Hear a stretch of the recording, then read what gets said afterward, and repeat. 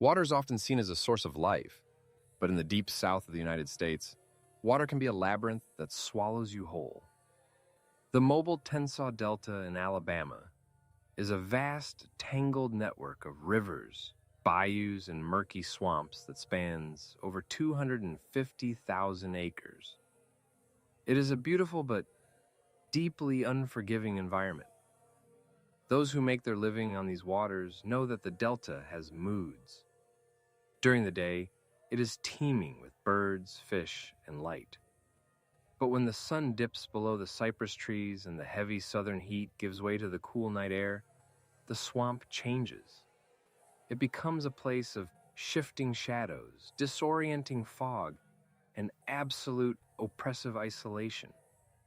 The locals will tell you that the delta has a memory, and sometimes it uses what you love to draw you into its deepest, darkest corners. By the way, as we drift into this dark swamp tonight, I'm wondering where you are listening from in the world right now. Drop your city or country in the comments below, because it always fascinates me to see how far these mysteries travel. Let us get back to the water. In the late summer of 2014, a 42-year-old man named Thomas lived a quiet life on the edge of the delta. Thomas was a commercial fisherman who had spent his entire life navigating the intricate waterways of Mobile County. He knew the tides, the currents, and the hidden channels better than almost anyone.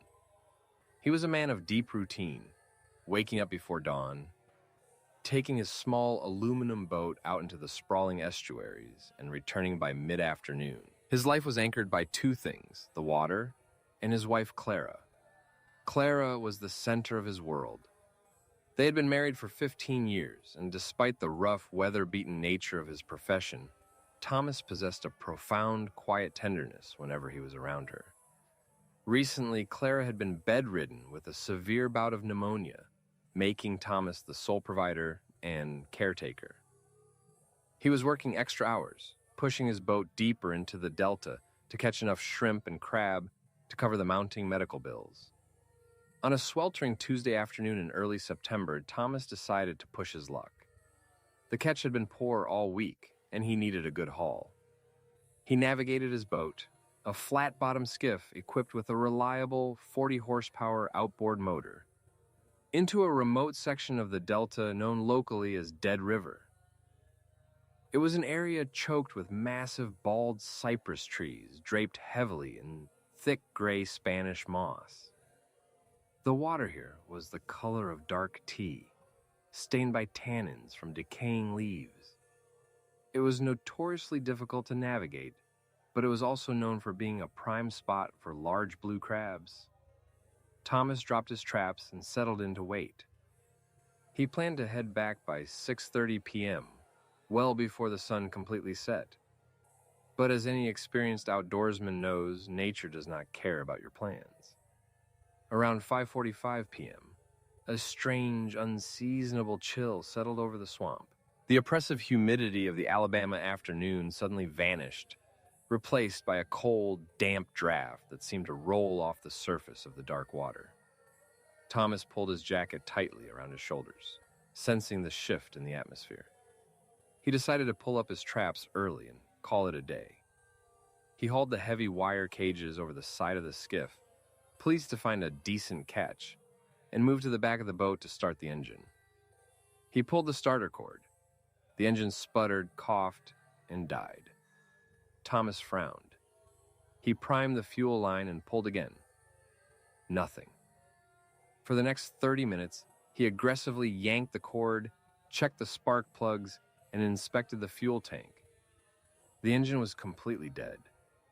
It was a mechanical failure that made no sense. He maintained his equipment meticulously, but right now, sitting in the middle of Dead River, his boat was nothing more than a floating piece of metal. By 7:15 p.m., the sun had dropped below the dense canopy of the cypress trees.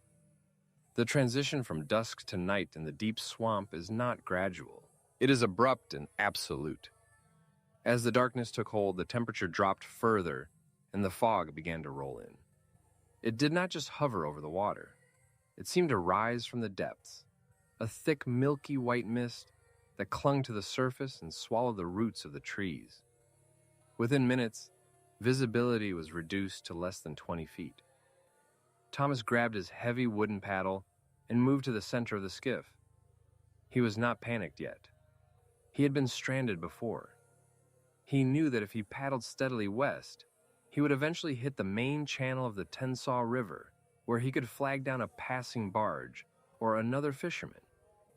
But paddling a heavy aluminum skiff through a labyrinth of submerged roots and fallen logs in pitch-black darkness is a monumental task. He paddled for what felt like hours. His shoulders burned with exhaustion, and the blisters on his hands tore open, stinging against the rough wood of the oar. The swamp around him had gone completely silent. That was the most terrifying part. A healthy swamp at night is incredibly loud, filled with the croaking of bullfrogs, the chirping of crickets, and the splashing of fish. But tonight, it was as if someone had thrown a heavy blanket over the entire world. The silence was ringing in his ears. Every plunge of his paddle into the dark water sounded like a gunshot. He kept his small headlamp turned off to save the battery, relying on the faint, diffused moonlight filtering through the fog. But the fog was playing tricks on his eyes. The hanging Spanish moss looked like twisting bodies suspended from the branches. The ancient cypress knees sticking out of the water looked like jagged teeth waiting to tear the hull of his boat. He realized with a sinking feeling in his stomach that he was completely and utterly lost. It was around 11:30 p.m. when he heard the first sound that did not belong to the boat. He had stopped paddling to catch his breath, letting the skiff drift aimlessly in the still black water. From somewhere deep in the fog, off to his left, he heard a distinct splash. It was not the chaotic thrashing of an alligator or the quick flip of a fish. It was a measured, deliberate sound, like something slowly wading into the water. Thomas froze, his hands gripping the paddle tightly. He strained his eyes against the white wall of mist, but he could see nothing. He convinced himself it was just a deer crossing the bayou. He dipped his paddle back into the water and began to row again, trying to put distance between himself and the noise. But 10 minutes later, he heard it again. This time, it was closer. Then, he saw the light. It was a faint, warm, yellowish glow piercing through the dense fog about 50 yards ahead. Relief washed over Thomas, so intensely his knees went weak. A light meant another boat, hunting cabin, or a channel marker. It meant salvation. He dug his paddle into the water with renewed desperate energy, propelling the heavy skiff toward the glowing beacon. He wanted to shout, to call out for help, but something primal and deep within his gut told him to stay quiet. As he drew closer, the fog began to thin just enough for him to make out the source of the light. It was not a cabin. It was not a boat. The light was hovering about 3 feet above the surface of the perfectly still water. It was a pale, sickeningly yellow luminescence, glowing with an unnatural cold intensity. Thomas stopped paddling. The skiff glided forward purely on its own momentum. Slipping silently through the black water, he reached up and slowly clicked on his headlamp, aiming the beam toward the glowing anomaly. The white light from his headlamp cut through the mist and collided with the yellow glow, illuminating a scene that would permanently shatter his understanding of reality. From out of the fog came a voice. "Thomas, baby, are you out there?" The voice was soft, weak, and slightly raspy, as if the speaker was struggling to catch their breath. Thomas felt his heart slam against his ribs with such force it physically hurt. He stopped breathing. The paddle slipped from his trembling hands, clattering loudly against the aluminum hull of the boat. He knew that voice. He had heard that exact tone, that exact inflection every single day for the past 15 years. It was Clara. It was his wife. But Clara was 30 miles away, lying in their bed, sick with pneumonia. There was absolutely no rational, logical, or physical way she could be standing in the middle of the deepest, most treacherous part of the mobile Tensaw Delta at midnight. "Tommy, please, it is so cold out here. Help me." The voice called out again, and it was so perfectly Clara that tears instantly welled up in Thomas's eyes. The desperation, the subtle southern drawl, the way she shortened his name when she was scared, it was her. His mind violently fractured, desperately trying to reconcile the impossible. Had she woken up, realized he was missing, and somehow gotten a neighbor to bring her out here to search for him? Had they crashed their boat? Was she in the water? Panic, pure and blinding, overtook his common sense. He scrambled to the front of the skiff, leaning over the edge, straining to see past the glare of the lights. He screamed into the fog, his voice cracking with sheer terror and desperation, begging his wife to keep talking so he could find her in the dark. The skiff drifted closer, bumping gently against a submerged log and coming to a halt about 20 feet away from the glowing light. The fog swirled and parted, revealing the source of the illumination and the voice. Thomas gripped the cold aluminum rail of the boat, his eyes wide, his mind unable to process the absolute nightmare unfolding in front of him. It was not Clara. Floating just above the surface of the dark, tea-colored water was a figure. It had the general shape of a woman, but it was horrifyingly wrong. The entity was exceptionally tall, its limbs elongated and impossibly thin, ending in long, pale, dripping digits that brushed the surface of the water. It was draped in something that looked like rotting white fabric, clinging to a skeletal frame. But it was the skin that made Thomas recoil in pure revulsion. The entity was devoid of any color, its flesh a translucent, luminescent white that emitted the sickly yellow glow he had seen from afar. It looked like the belly of a deep-sea fish, bloated and dead, yet terribly alive. The entity slowly turned its head to face the boat. It did not have a face. Where the eyes, nose, and mouth should have been, there was only a smooth, pale expanse of glowing skin, marked by dark, shifting veins pulsing underneath the surface. And yet, from that blank, featureless visage, the voice of his beloved wife echoed across the water, perfectly clear and intimately clothed. "Why did you leave me, Tommy? I am drowning." The words did not come from the air. They seemed to project directly into Thomas's skull, vibrating against his eardrums. The mimicry was flawless, capturing the exact, wheezing sound Clara made when her lungs struggled for air. The entity raised one long, impossibly spindly arm, reaching out toward the boat. The fingers, which looked more like bleached roots than human hands, twitched in anticipation. It was a predator, a monstrous, ancient thing that lived in the deepest rot of the swamp, using the memories and loves of lost men as bait to lure them into the black water. The spell of confusion broke, replaced instantly by the purest, most primal survival instinct Thomas had ever experienced. He scrambled backward, falling over a cooler and landing hard on the metal floor of the skiff. The entity drifted closer, moving without creating a single ripple on the surface of the water.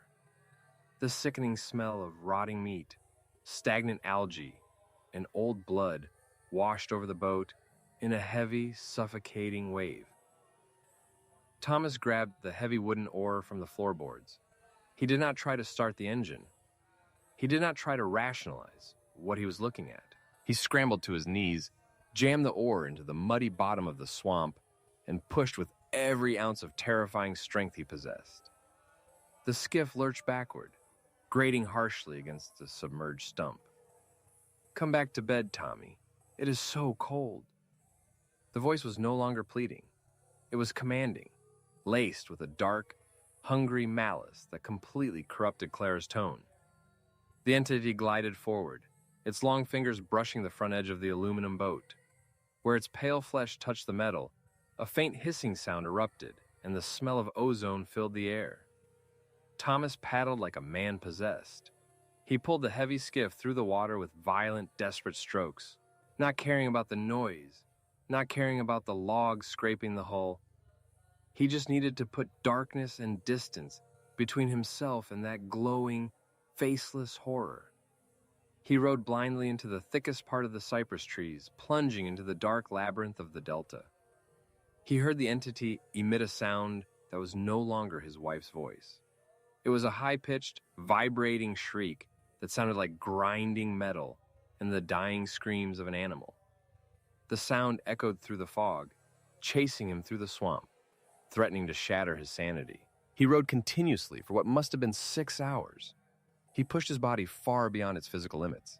His hands were covered in blood, the skin entirely peeled away from his palms, but he could not feel the pain.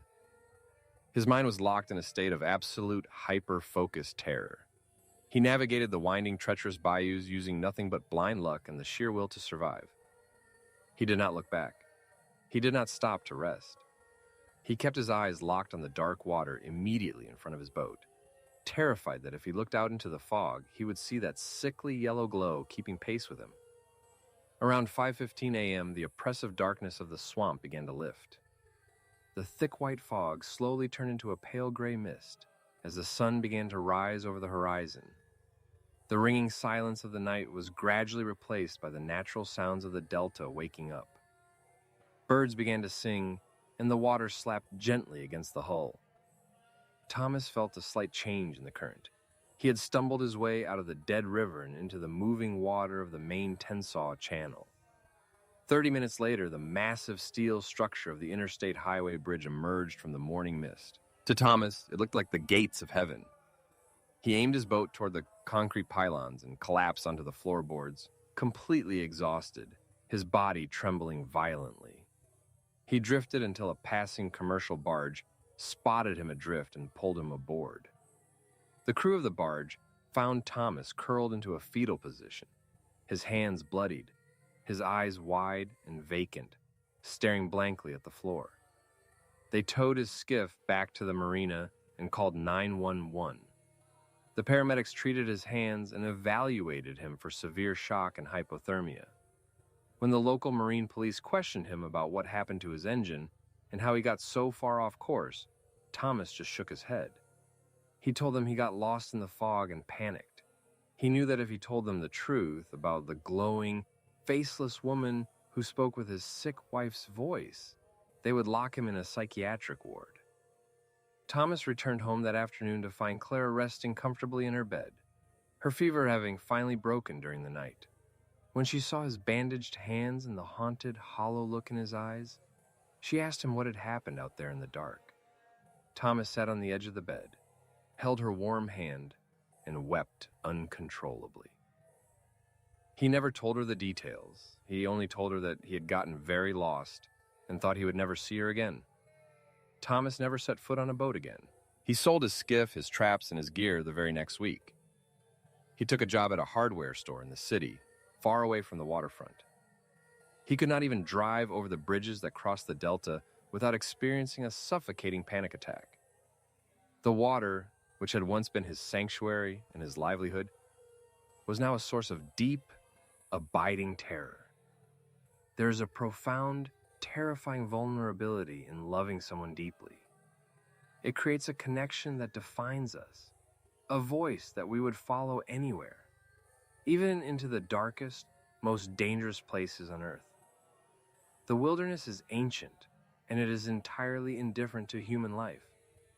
But there are things hiding in the deep, untouched corners of the world that are not indifferent. They are observant. They are patient. They understand what draws us in. And if you ever find yourself alone in the deep fog, and you hear the voice of the person you love the most, calling out to you from places they have no business being, do not answer. Do not go toward the light. Just turn around and row for your life. There's a very specific type of silence that exists only in the deep Alaskan wilderness during the dead of winter. It is not just an absence of sound. It is a heavy, suffocating pressure that presses against your eardrums, a physical weight that reminds you exactly how isolated you truly are.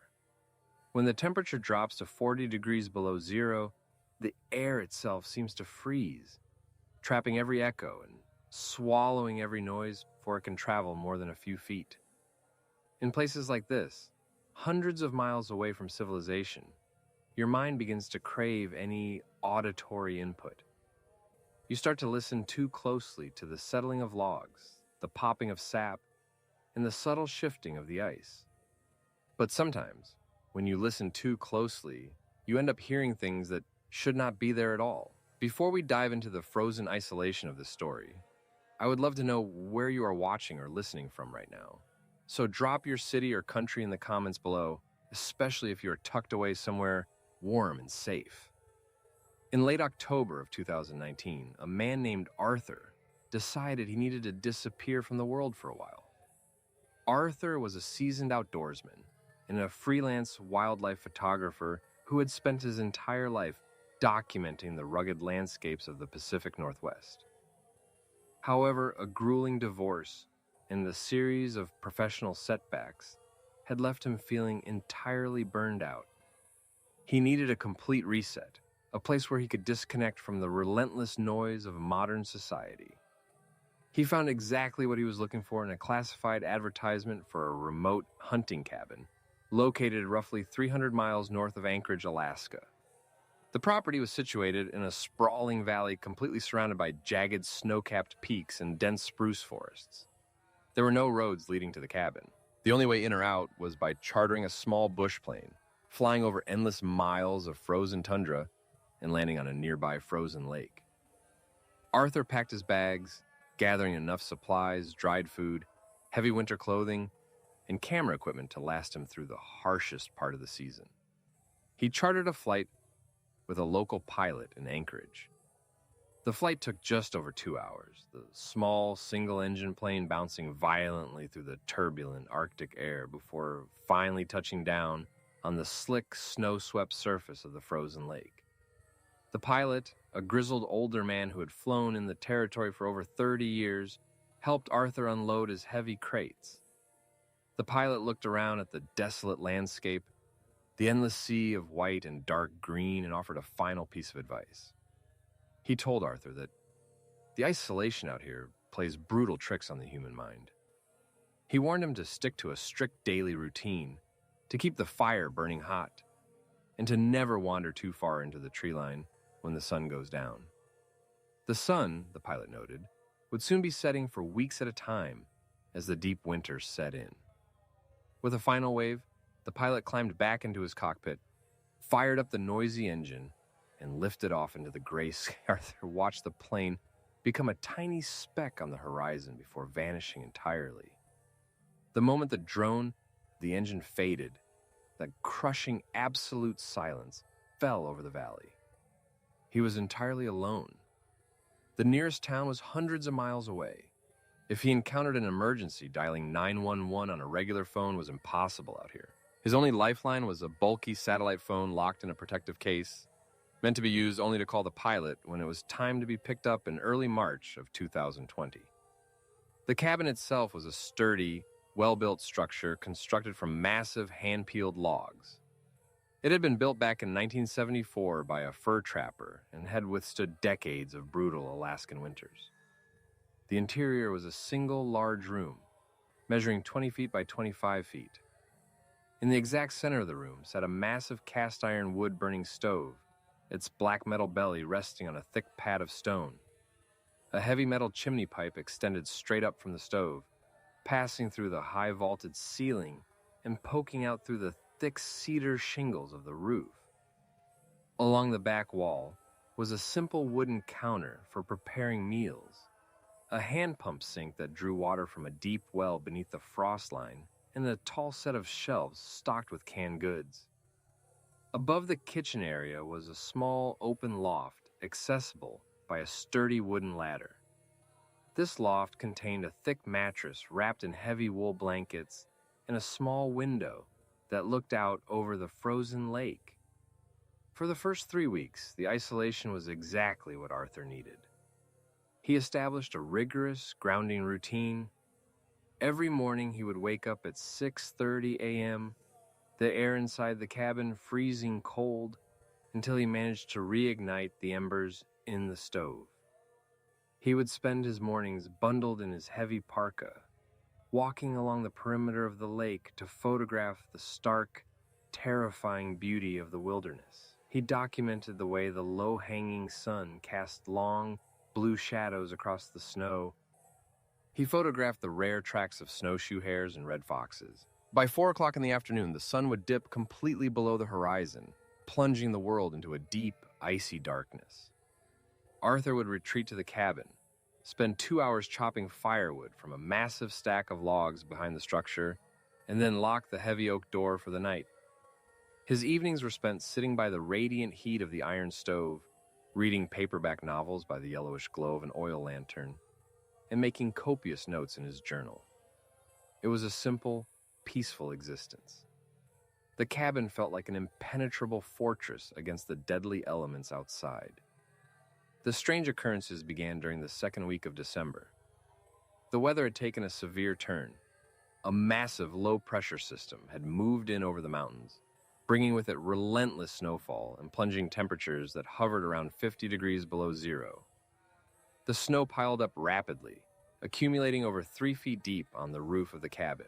The immense weight of the snow served as an excellent insulator, but it also made the cabin feel incredibly claustrophobic, like a buried tomb. It was a Tuesday night. Arthur had finished a meager dinner of canned stew and had climbed up the ladder into the loft to sleep. He was exhausted from spending hours earlier in the day shoveling a pathway from the front door to the woodshed. He pulled the heavy wool blankets up to his chin, listening to the comforting crackle of the wood-burning stove below him. The fire cast dancing orange shadows across the log walls. He drifted off to sleep around 10:15 p.m. At exactly 2:40 a.m., Arthur jolted awake. His eyes snapped open in the pitch-black loft. The fire had died down to a dull, glowing ember, leaving the cabin freezing and shrouded in darkness. For a moment, he did not know what had woken him. He lay perfectly still, his breath pluming in the freezing air, straining his ears against the absolute silence of the wilderness. Then he heard it. Directly above his head, on the exterior of the roof, there was a sound. It was the distinct, unmistakable sound of snow compressing under immense weight. It sounded exactly like a boot stepping deeply into packed snow. Crunch. A long pause followed. Then another crunch. Arthur held his breath, his heart hammering against his ribs. The sound was coming from the highest peak of the vaulted roof. The steps were incredibly slow and methodical. They were heavy, far heavier than any bird or small animal. A squirrel or a pine marten scurrying across the roof would make a light scratching noise. This was a deep, resonant thud that sent a faint vibration through the thick wooden beams of the ceiling. Crunch. The unseen entity took another step, moving slowly from the apex of the roof down toward the slope that overhung the front porch. Arthur lay frozen in his bed. His mind desperately raced to find a logical explanation. He tried to convince himself that it was simply the structural logs of the cabin shifting under the extreme cold, a phenomenon known as frost quakes. He told himself that the immense weight of the 3 feet of snow on the shingles was causing the ice to crack and settle. But as he listened, the pattern of the sound destroyed his rationalizations.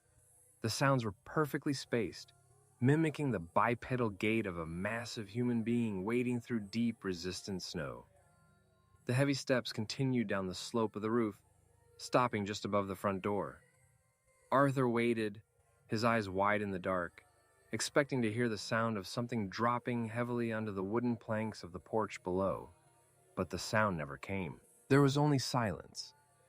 The heavy, suffocating silence of the Alaskan winter returned, pressing against the walls of the cabin. Arthur did not sleep for the rest of the night. He lay perfectly still, grasping the cold metal handle of his flashlight, watching the faint gray light of dawn slowly bleed through the small loft window. By 8 o'clock in the morning, the sun was casting a weak, pale light over the frozen valley. Arthur finally summoned the courage to climb out of bed. He was exhausted, his eyes bloodshot from lack of sleep. He climbed down the ladder, his joints stiff from the cold, and stoked the embers in the stove, throwing in a large bundle of dry birch bark and heavy oak logs. Once the fire was roaring, he brewed a strong pot of black coffee, trying to shake the lingering terror of the night before.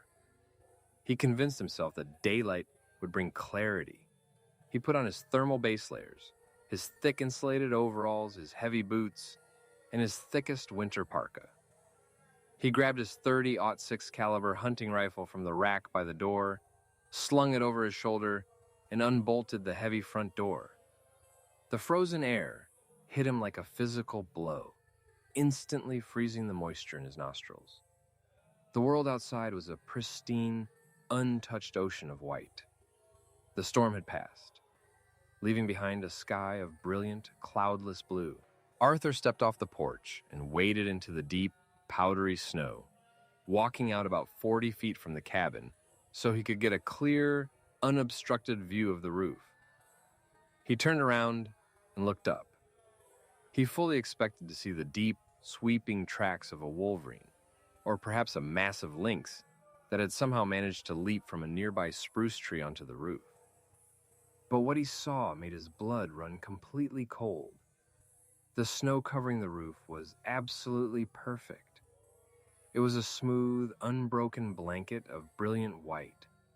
There was not a single indentation, not a single scattered pile of snow, and absolutely zero tracks.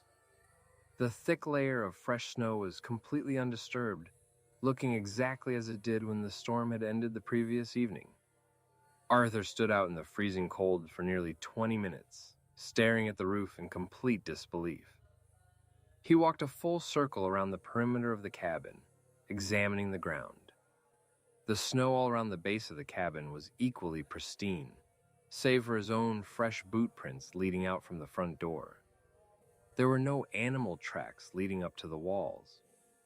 There were no broken branches on the nearby trees to suggest something had climbed up and jumped over.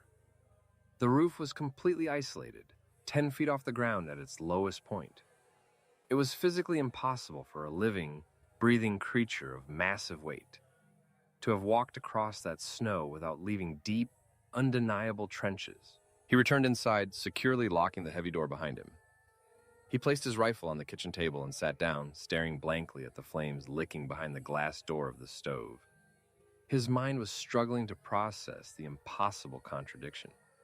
He knew what he had heard. He had felt the heavy vibrations traveling through the structural support beams. Yet, the physical evidence directly contradicted his senses. The deep isolation was finally beginning to show its teeth. Arthur spent the remainder of the day pacing the floor of the cabin, unable to focus on his photography or his reading. He found himself constantly glancing up at the ceiling, waiting for the sound to return. That night, Arthur decided he was not going to be caught off guard. He did not climb up into the loft to sleep. Instead, he pulled a heavy wooden rocking chair close to the wood-burning stove. He kept the fire burning as hot as possible, the iron radiating an intense, comforting heat throughout the room. He kept his loaded rifle resting across his lap, and he placed a heavy metal flashlight on the small table beside him. The hours dragged on with agonizing slowness. 9 p.m. passed, then midnight, then 2 o'clock in the morning. The absolute silence in the cabin was broken only by the crackle of the burning wood and the occasional howl of the wind whipping through the frozen tree branches outside.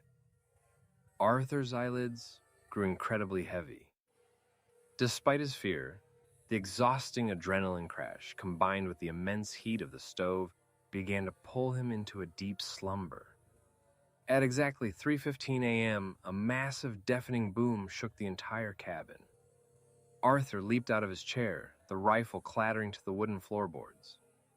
The noise was not a slow, methodical footstep. It sounded as though a boulder, weighing several hundred pounds, had been dropped directly out of the sky onto the very center of the roof. The impact was so violent that a fine layer of dust and dried tree sap rained down from the ceiling rafters, coating the kitchen counter and the floor. Arthur snatched his rifle from the floor and pointed the barrel toward the ceiling, his breathing rapid and shallow.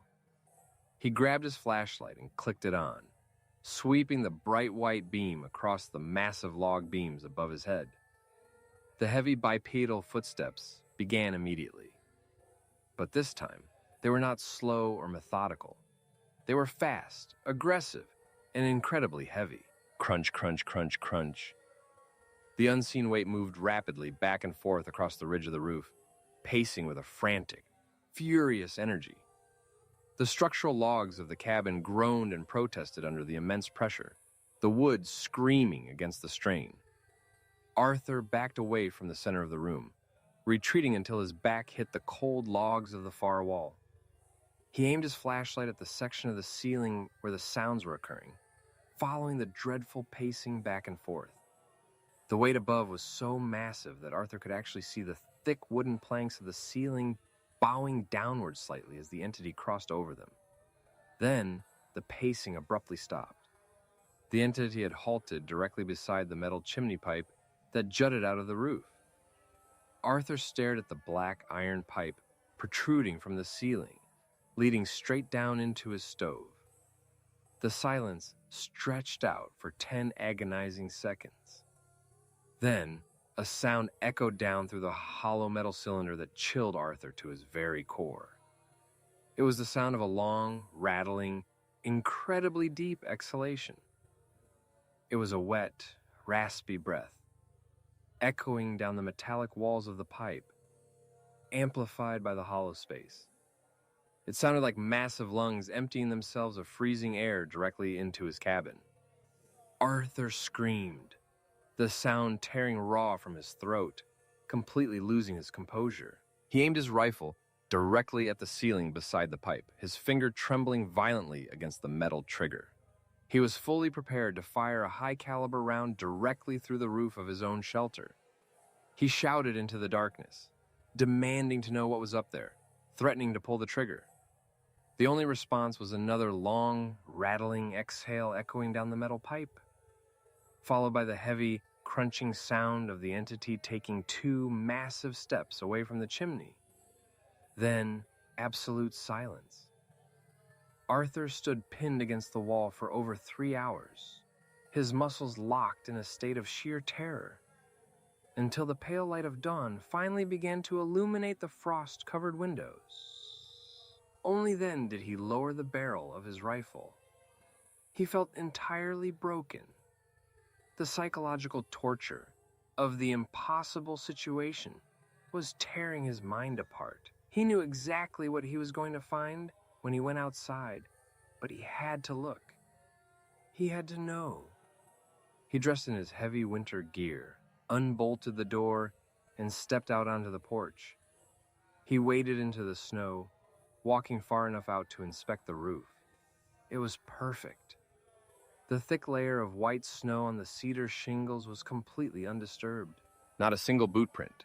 Not a single displaced flake of snow around the metal chimney pipe. The pristine surface mocked him, daring him to doubt his own sanity. Arthur rushed back inside and immediately retrieved the satellite phone from its protective case. His hands shook violently as he powered on the device and extended the thick black antenna. He intended to call his pilot. He intended to demand an immediate extraction, regardless of the cost or the danger of flying in the winter conditions. He just needed to get away from this haunted structure. He stared at the small digital screen, waiting for the signal bars to appear. He waited 1 minute, then 2 minutes. The screen simply read that it was searching for a network. Arthur walked to the window, holding the phone up against the glass. No signal. He opened the front door and stood on the freezing porch, holding the heavy device high in the air. Still nothing.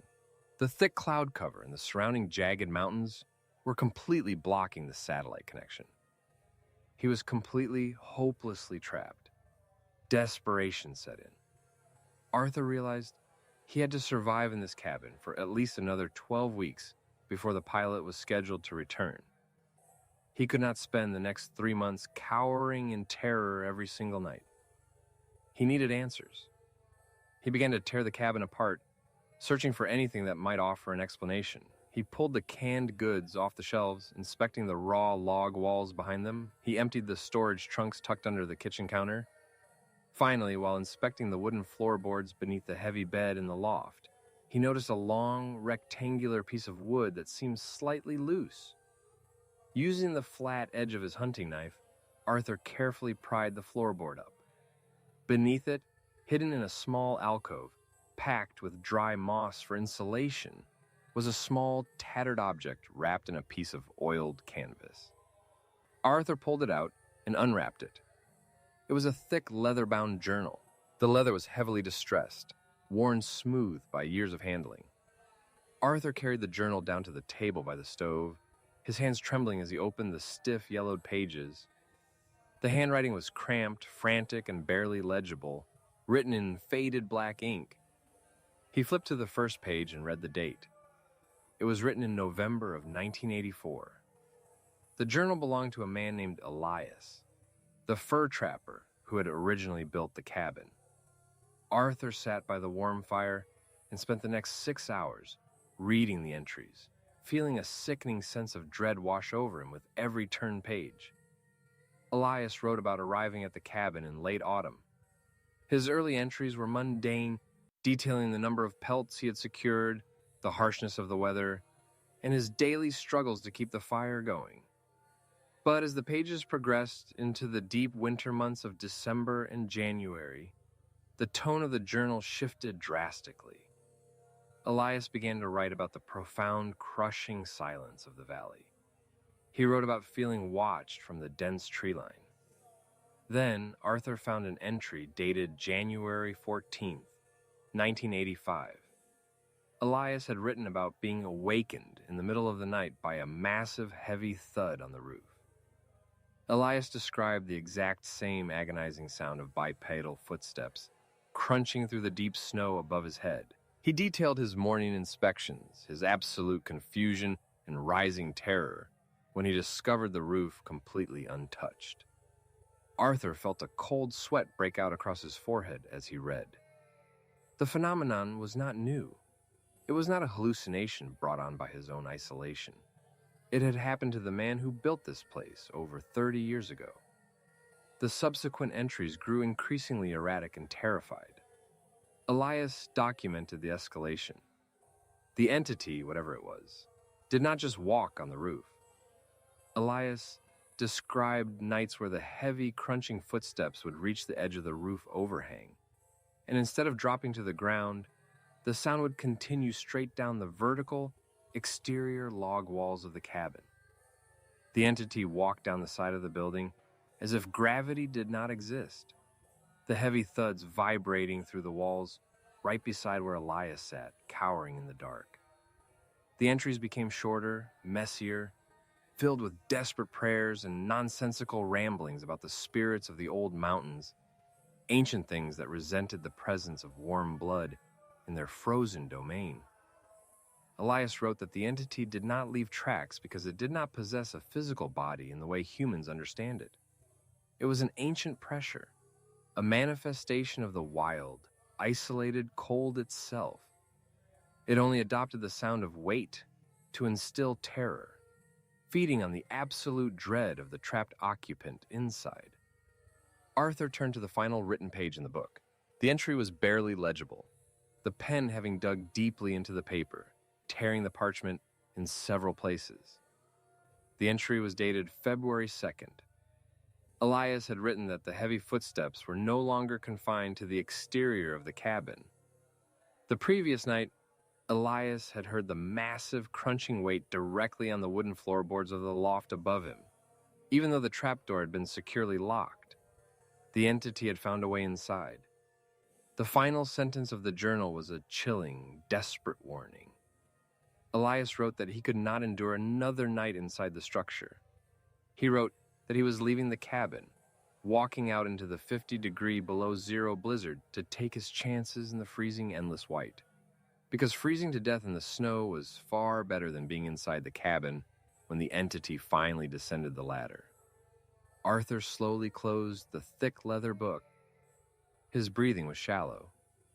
He looked around the dimly lit cabin, the heavy log walls suddenly feeling less like a protective sanctuary and far more like the walls of a wooden cage.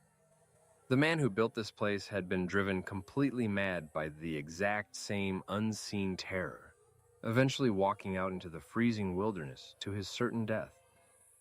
The local authorities had likely assumed Elias had simply become lost and succumbed to the elements, completely unaware of the invisible nightmare that had driven him out. Arthur realized that he was now trapped in the exact same cycle, and the sun was already beginning to set on his fourth day in the cabin. The deep, dark Alaskan night was rapidly approaching. Arthur refused to meet the same fate. He was not going to run out into the freezing night. He spent the remaining daylight hours heavily fortifying his position. He moved the heavy wooden kitchen table and dragged it directly in front of the thick oak door, barricading it shut. He took every single piece of chopped firewood he had stored inside and stacked it around the base of the cast iron stove, ensuring he had enough fuel to keep a roaring, blindingly hot fire burning for the next 48 hours without needing to step outside.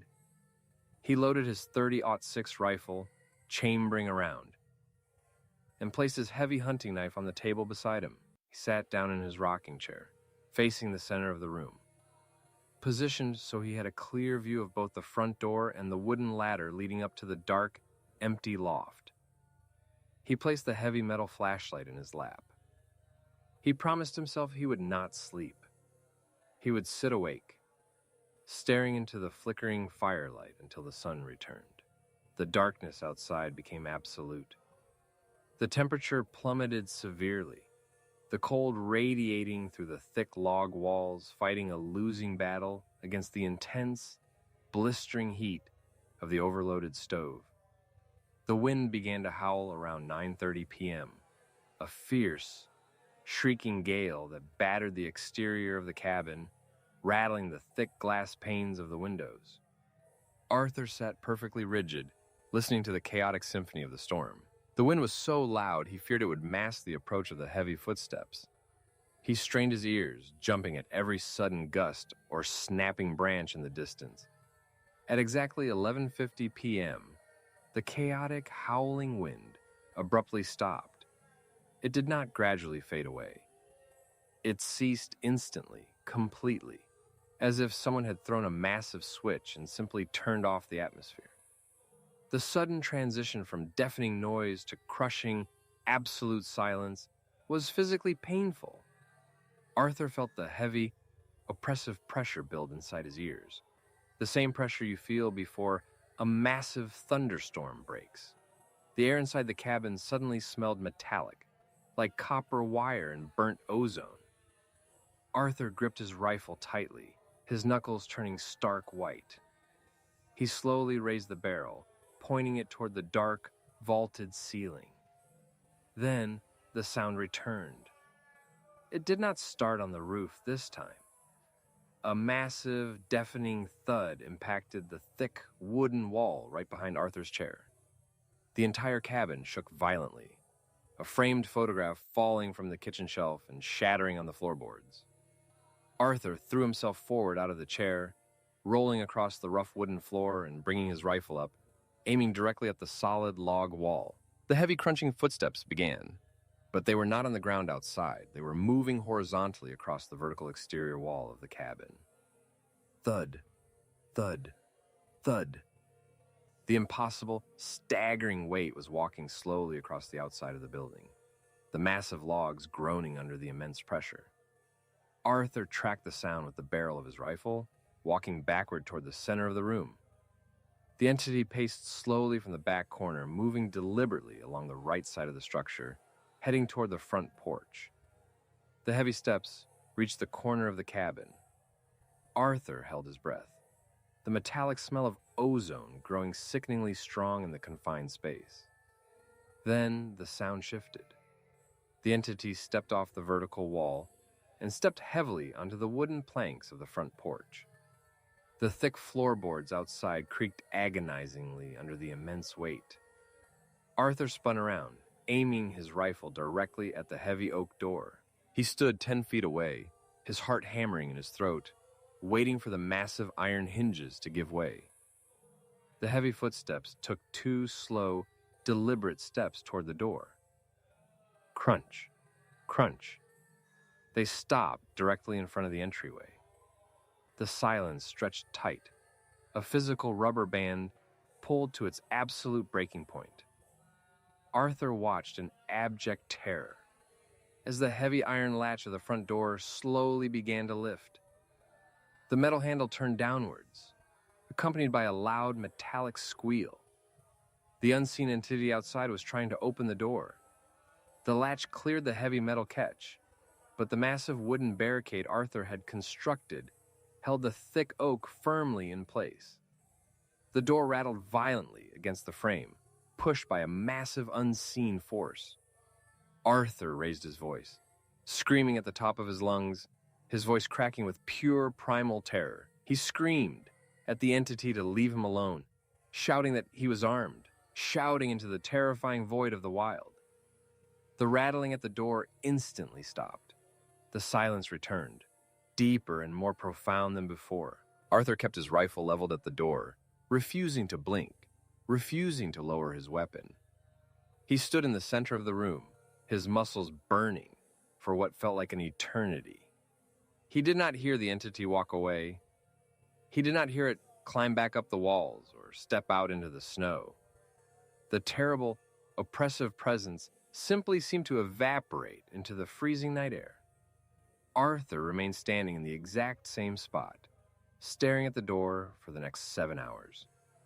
He did not move a single inch until the pale gray light of the late dawn finally began to creep through the frosted windows. When the sun finally rose high enough to cast shadows across the wooden floor, the metallic smell of ozone faded, replaced once again by the familiar scent of wood smoke. Arthur survived the rest of his time in that cabin, but he did not live. He existed in a state of hyper-vigilant paranoia. He never slept for more than a few hours at a time, always during the brightest part of the short day. He kept a loaded weapon within arm's reach at all times. He never went further than 10 feet from the front porch to chop wood. And he never ever went outside after the sun went down. The unseen entity never returned to the cabin walls, nor did it walk upon the roof again. But Arthur could always feel it. Whenever he stared out into the dark, dense tree line surrounding the frozen lake, he could feel the massive, ancient presence watching him, patiently waiting for him to make a mistake, waiting for him to step too far into the shadows. On the 3rd day of March, the beautiful loud drone of a small bush plane engine finally broke the crushing silence of the valley. Pilot Thomas landed the plane smoothly on the frozen lake, taxiing over to the cabin edge. When Thomas climbed out of the cockpit, he was deeply shocked by Arthur's appearance. The previously vibrant and healthy photographer looked like a hollow, haunted shell of a man. His eyes were deeply sunken, his face pale and gaunt, his movements jerky and panicked. Arthur did not speak a single word as he frantically threw his bags and camera equipment into the cargo hold of the small plane. He climbed into the passenger seat and simply stared straight ahead, gripping his knees tightly until his knuckles turned white. He did not look back at the log structure as the plane lifted off the ice and soared into the sky. He kept his eyes fixed forward until the dense, jagged mountains finally gave way to the sprawling, safe civilization of Anchorage. Arthur never spoke publicly about what he experienced in that remote cabin, nor did he ever publish the photographs he took during those long, freezing months. He moved back to the lower states and never set foot in the wild again. However, before he left Alaska, he spent days digging through the old territorial land records in the Anchorage Public Library, desperate to find some sort of closure. He discovered that the original trapper, Elias, was officially listed as a missing person in the spring of 1985. When authorities finally visited the cabin to check on him, they found the door wide open, the wood stove completely cold, and all of Elias's belongings left behind exactly as they were. No trace of him was ever found in the surrounding wilderness.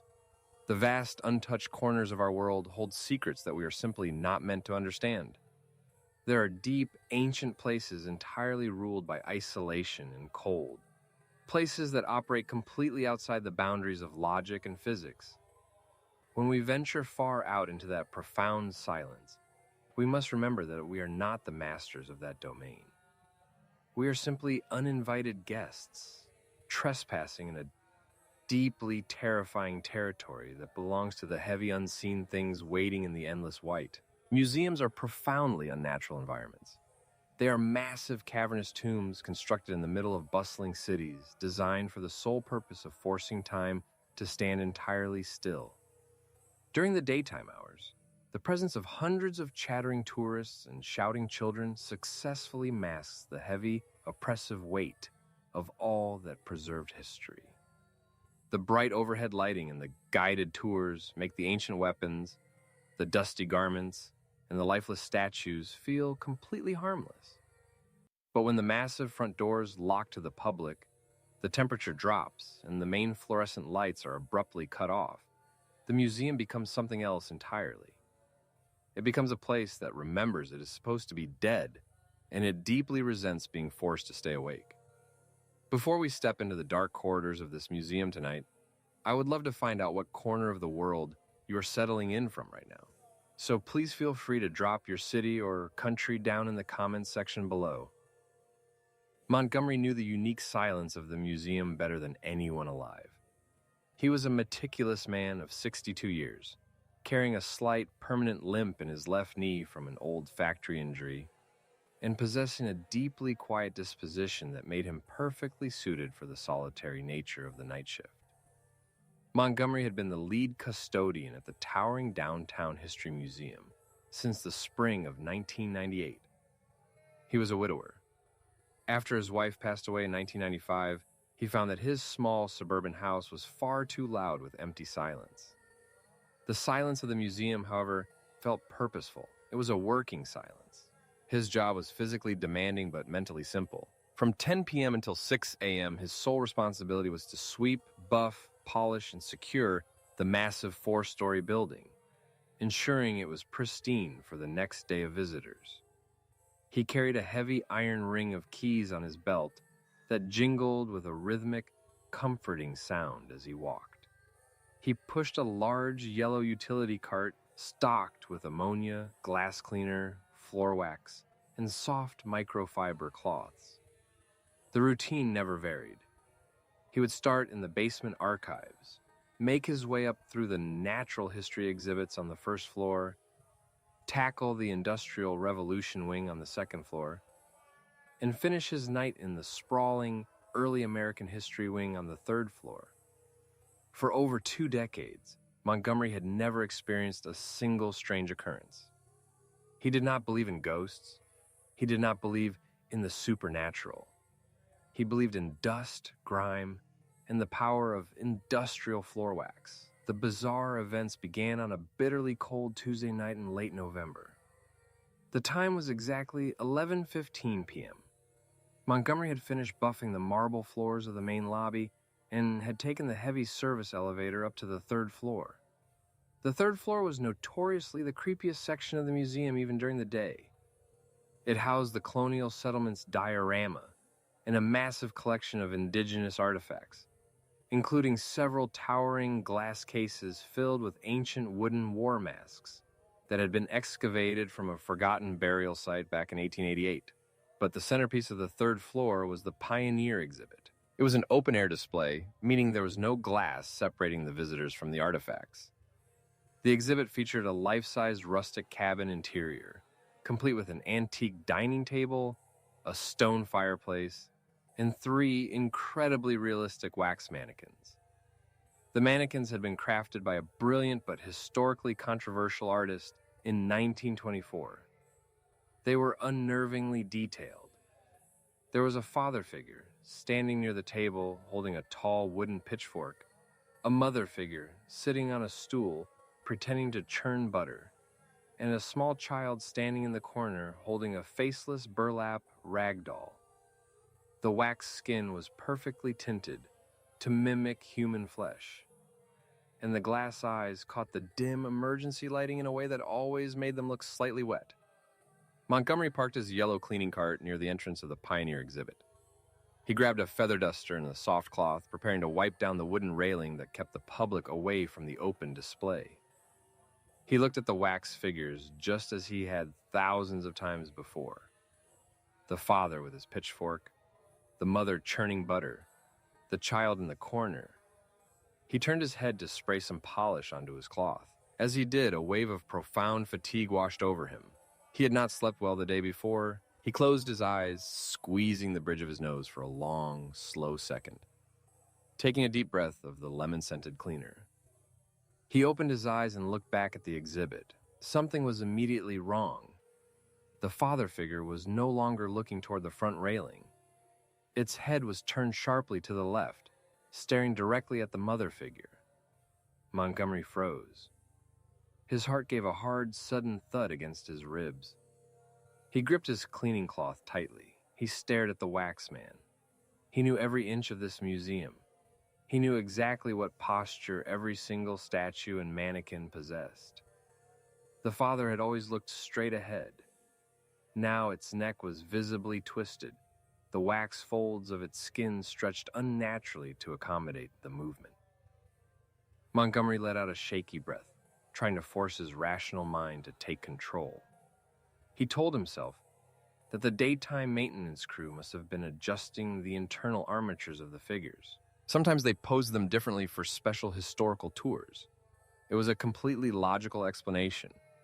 He convinced himself it was nothing more than an unannounced maintenance update. He forced his eyes away from the terrifyingly realistic face of the wax father and went back to polishing the brass plaques on the wooden railing. He worked in silence for another 5 minutes. The heavy hum of the central heating system echoed through the long, dark corridors. The air felt unusually dry and thick. He felt a sudden itch in his right eye, likely from the dust he had kicked up while sweeping.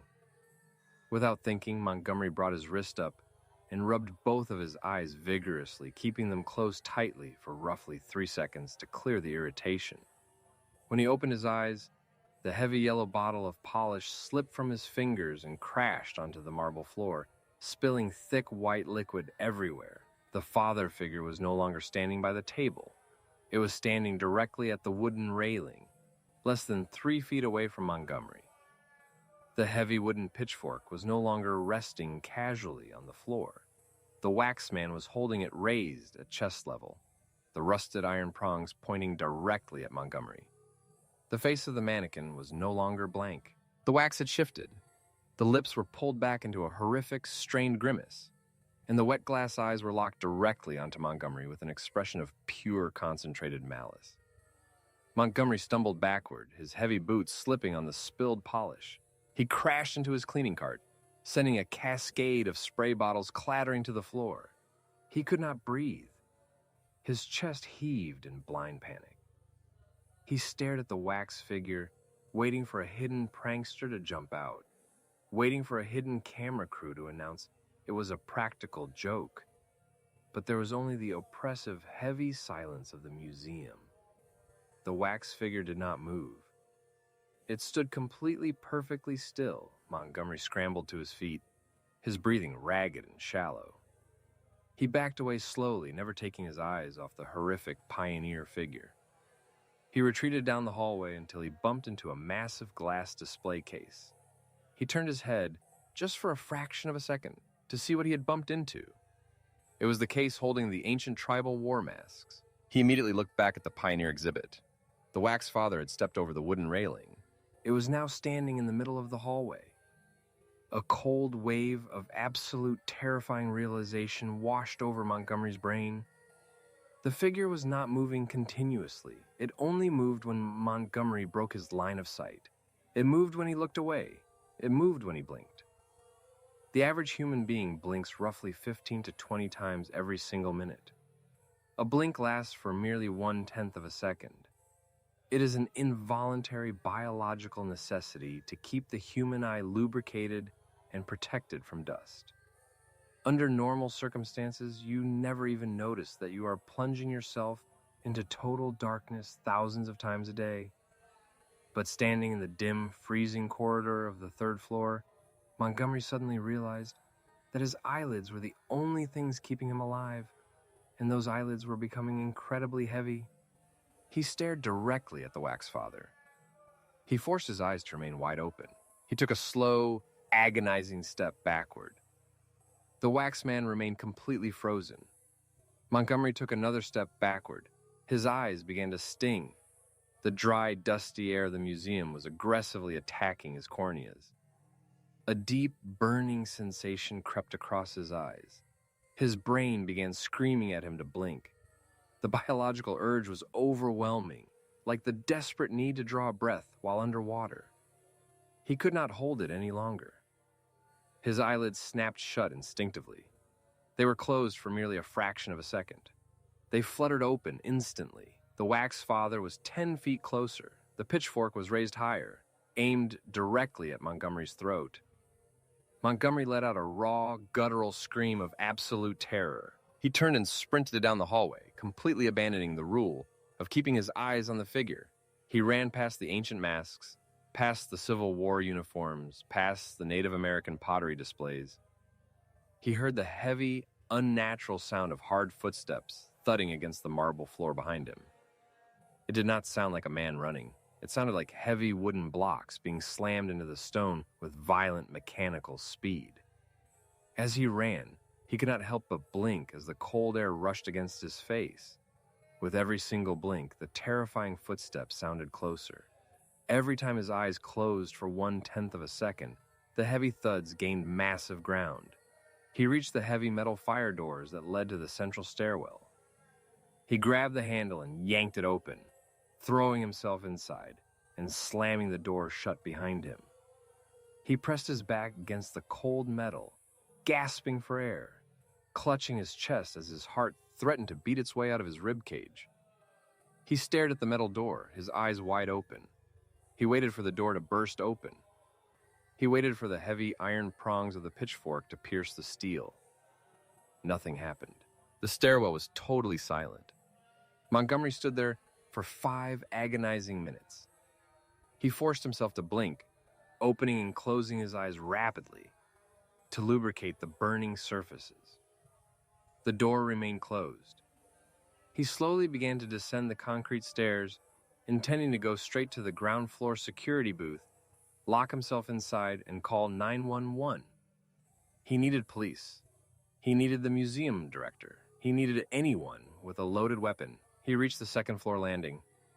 The second floor housed the Industrial Revolution exhibits, featuring massive iron looms, old steam engines, and several dozen mannequins dressed as 19th century factory workers. Montgomery planned to bypass the second floor entirely and continue down the stairs. But as he passed the small glass window embedded in the second-floor fire door, he caught a glimpse of something that froze the blood in his veins. The emergency lighting on the second floor was casting long, distorted shadows. Through the small rectangular window, Montgomery could see the main promenade of the industrial wing. The mannequins were no longer stationed at their mock factory machines.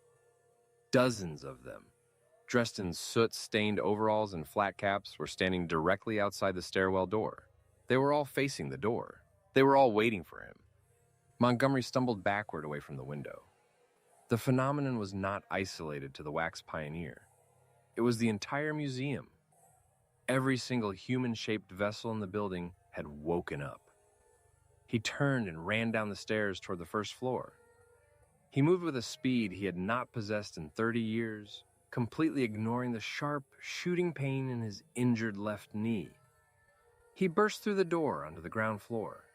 The ground floor was a massive open atrium filled with towering bronze statues of historical figures, large taxidermy animals, and a sprawling exhibit of medieval knights in full-plate armor. The security booth was located on the far side of the atrium, completely enclosed in reinforced acrylic glass and thick steel framing. It was a fortress. If he could just get inside, he would be completely safe. Montgomery sprinted into the massive open hall. He kept his eyes darting frantically in every direction. The bronze statues of generals on horseback were looking down at him. The hollow suits of armor stood rigidly along the walls. He ran toward the booth.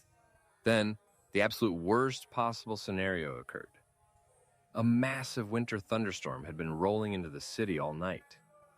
A brilliant flash of lightning illuminated the high skylights above the atrium, instantly followed by a booming crack of thunder that shook the entire foundation of the museum. A split second later, the museum experienced a massive power surge. The main transformers outside blew out, and every single light in the building was instantly extinguished. Montgomery was plunged into absolute pitch-black darkness. In total darkness, having your eyes open is exactly the same as having them closed. Without a light source to process an image, your brain is blind. And if you are blind, the things in the dark are free to move. In the blackness, Montgomery heard a sound that would haunt his nightmares until the end of his life. It was a cacophony of scraping metal, creaking wood, snapping wax, and heavy thudding footsteps. It was the sound of 100 inanimate bodies simultaneously marching toward him from every single direction. The suits of armor clanked violently. The heavy bronze statues scraped agonizingly across the polished floor. The wax figures rushed forward with terrifying speed. Montgomery dropped to his knees, throwing his hands over his head, screaming for help into the void. 2 seconds later, the museum backup generator kicked in. The emergency strobe lights mounted on the ceiling burst to life, emitting a harsh, blinding flash of white light every single second. Flash. Montgomery saw the pioneer father standing 10 feet in front of him, the pitchfork aimed at his head. He saw the medieval suits of armor raising heavy broadswords. He saw the ancient wooden tribal masks floating in the air, attached to bodies made of shifting shadows, darkness. The horrific sounds of scraping and marching resumed instantly. Flash! They were 5 feet closer. A soot-stained factory mannequin was reaching out with stiff plastic fingers toward Montgomery's face. The wax mother from the Pioneer exhibit was standing right beside him, her jaw hanging open in a silent scream. Darkness. The scraping grew deafening. Flash! Montgomery did not wait to see how close they had gotten. He threw himself forward, rolling under the outstretched arm of the factory mannequin, and scrambled on his hands and knees toward the security booth. Darkness. He felt a cold, hard piece of metal brush violently against his shoulder, tearing the fabric of his uniform shirt. Flash. He was 5 feet from the security booth door. He saw the heavy steel handle gleam in the strobe light. Darkness. He lunged blindly into the blackness, throwing his entire body weight forward. His hands collided with the cold steel door. He grabbed the handle, twisted it violently, and pushed. The door gave way. He threw himself inside the booth, kicked the door shut, and reached up to throw the heavy deadbolt lock into place just as the strobe flashed again. Flash. Hundreds of faces were pressed against the thick acrylic glass of the security booth. Wax faces, bronze faces, wooden faces, empty metal helmets. They completely surrounded the small enclosure, staring at him with hollow, hateful eyes. Montgomery collapsed onto the floor of the booth, sobbing uncontrollably. The emergency lights inside the booth were steady and constant, meaning he was no longer trapped in the flashing darkness. He was bathed in a solid, dim red glow. He kept his eyes wide open, staring in absolute horror at the sea of frozen monsters outside the glass. He crawled up to the security desk, refusing to blink. His eyes felt like they were filled with crushed glass. Tears poured down his cheeks, blurring his vision, but he forced his eyelids apart with his trembling fingers. He blindly grabbed the landline telephone off the desk, brought it to his ear, and dialed 911. The operator answered immediately, asking for the location and nature of the emergency. Montgomery's throat was tight. He could barely form words.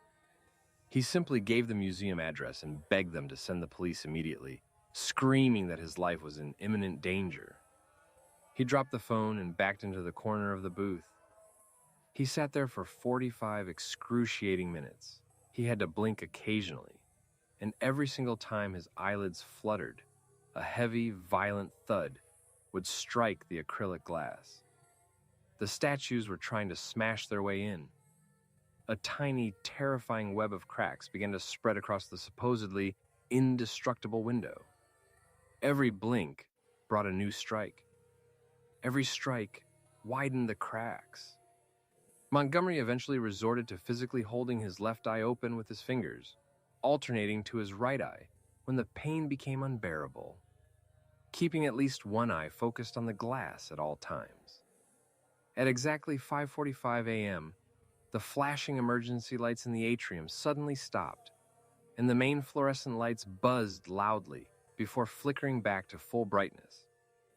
The storm had passed, and the power grid had been restored. Simultaneously, the loud wail of police sirens echoed from the street outside.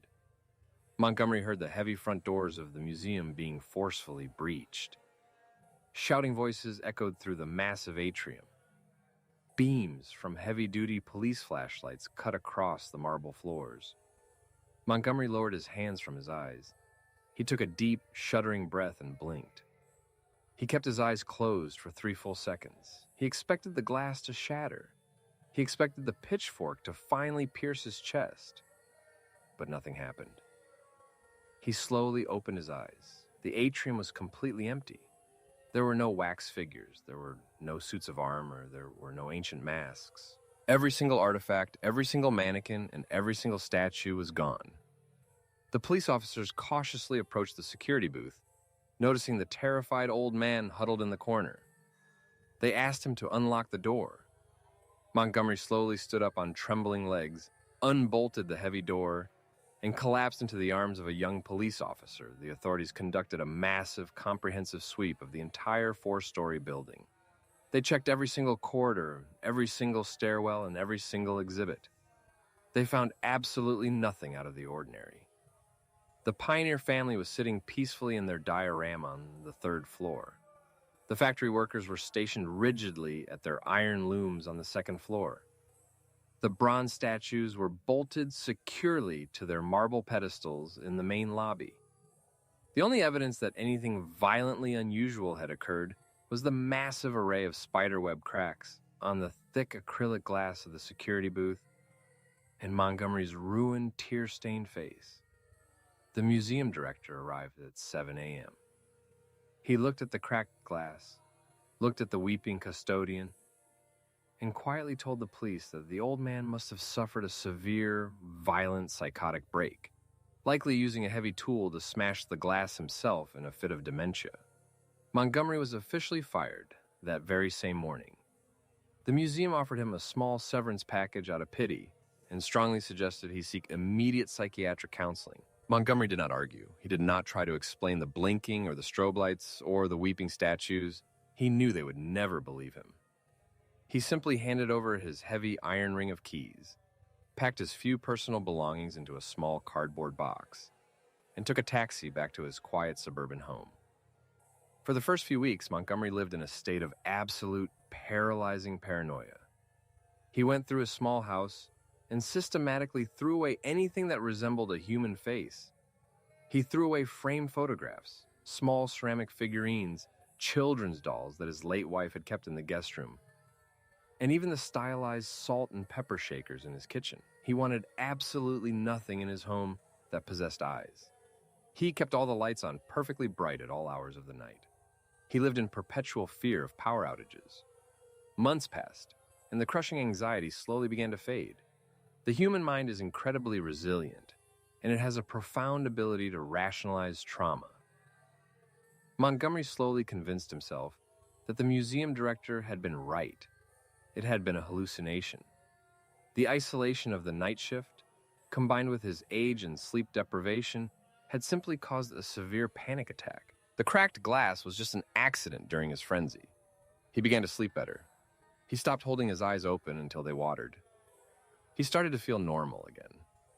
It was a quiet Sunday evening in early March. The time was 8:30 p.m. Montgomery was sitting comfortably in his worn leather recliner in the living room, watching a quiet nature documentary on his small television. The house was warm and silent. He felt a deep sense of peace. He had spent the afternoon at a local flea market trying to get out of the house and socialize. He had purchased a beautiful, hand-carved wooden coat rack that resembled a tall, abstract tree. He had placed it at the very end of his hallway, near the front door. As he sat watching the television, he felt a familiar, deep fatigue settle behind his eyes. He realized he had been staring at the bright screen for too long. His eyes felt dry and heavy. He decided it was time to go to bed. He reached for the television remote. He took a very deep, relaxing breath, let his heavy eyelids close, and enjoyed the momentary, peaceful darkness. He opened his eyes. The television was completely shut off. The living room was plunged into deep shadow, lit only by the pale moonlight filtering through the front window. Montgomery froze. His breathing stopped instantly. He slowly turned his head toward the hallway leading to his front door. The hand-carved wooden coat rack was no longer standing near the entryway. It was standing directly in the center of the living room, less than 5 feet away from his leather recliner, and the abstract wooden branches no longer looked like a tree. They were twisting, bending, and reaching out toward him like long, jagged wooden fingers. Montgomery realized, with absolute soul-crushing certainty, that the artifacts in the museum had not simply been trying to kill him. They had been trying to teach his fragile mind a new rule of reality. They had permanently infected his perception of the physical world. And now, every inanimate object in his life perfectly understood the exact biological limitations of his tired, aging eyes. We are a species that is completely obsessed with leaving a lasting mark on the world. We carve our likeness into heavy stone, we mold our faces into soft wax, and we build hollow shells of wood and metal to capture the shape of humanity, desperately hoping these objects will somehow outlive us and preserve our memory. But we rarely consider the terrifying cost of making something that looks so perfectly, quietly human. Because when you create a physical body and you give it a face, you are ultimately creating an empty vessel. And if you leave an empty vessel sitting in the dark for long enough, something is bound to eventually climb inside and claim it.